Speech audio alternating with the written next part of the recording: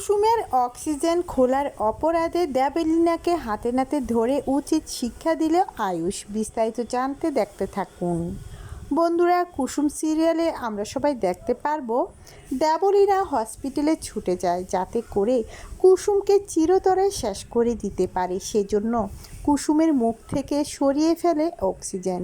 মুহূর্তের মধ্যে অসুস্থ হয়ে পড়ে আবারও কুসুম, কোনোভাবেই নিঃশ্বাস নিতে পারে না। দেবলীনা বলে, কুসুম এখন তোমার কী হবে? কে তোমাকে বাঁচাবে? এখন তো তুমি চিরতরে শেষ হয়ে যাবে। ঠিক সেই মুহূর্তে সেখানে আয়ুষ এসে উপস্থিত হয়। যখনই নিজের চোখে এমন দৃশ্য দেখতে পায় কোনোভাবেই আয়ুষ ঠিক থাকতে পারে না। সঙ্গে সঙ্গে দেবলীনার হাতে ধরে ফেলে, বলে, দেবলীনা তুমি তুমি নোংরা এমন একটা কাজ করতে পারলে সেটা ভাবতেও পারিনি।